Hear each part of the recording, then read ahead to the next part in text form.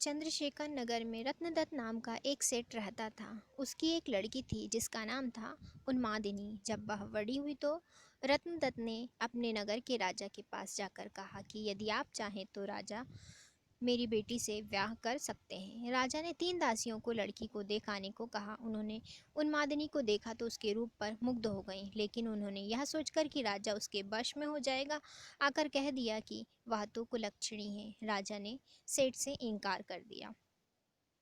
इसके बाद सेठ ने राजा के सेनापति बलभद्र से उसका विवाह करा दिया। वे दोनों अच्छी तरह से रहने लगे। एक दिन राजा की सवारी उस रास्ते से निकली जिस रास्ते पर सेनापति का घर था। उस समय उन्मादिनी अपने कोठे पर खड़ी थी। राजा की उस पर निगाह पड़ी तो वह उस पर मोहित हो गया। उसने पता लगवाया, मालूम हुआ कि वह सेठ की लड़की है। राजा ने सोचा कि हो ना हो जिन दासियों को उसने देखने के लिए भेजा था उन्होंने छल किया है।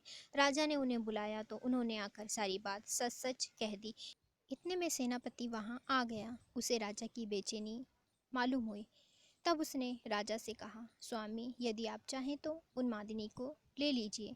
राजा ने गुस्सा होकर कहा, क्या मैं अधर्मी हूँ जो पराई स्त्री को ले लूँ? राजा को इतनी व्याकुलता हुई कि कुछ दिन के बाद ही राजा की मृत्यु हो गई।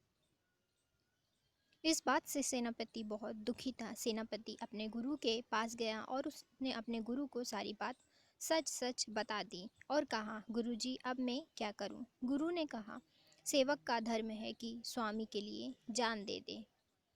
राजा की चिता तैयार हुई। सेनापति वहां गया और राजा की चिता में कूद पड़ा। जब उन्मादिनी को यह सब बात पता चली तो वह अपने पति के साथ जल जाना धर्म समझकर चिता के पास पहुंची और उसमें जाकर भस्म हो गई। इतना कहकर बेताल ने पूछा, राजन बताओ सेनापति और राजा में कौन अधिक साहसी था? राजा ने कहा, राजा अधिक साहसी था क्योंकि अपने राजधर्म पर दृढ़ रहने के लिए उन्मादिनी को उसके पति के कहने पर भी स्वीकार नहीं किया और अपने प्राणों को त्याग दिया। सेनापति कुलीन सेवक था। अपने स्वामी की भलाई में उसका प्राण देना अचरज की बात नहीं। असली काम तो राजा ने किया कि प्राण छोड़कर भी राजधर्म को नहीं छोड़ा। राजा का यह उत्तर सुनकर बेताल फिर पेड़ पर जा लटका। राजा उसे पुनः पकड़ कर लाया। तब उसने एक और कहानी सुनाई।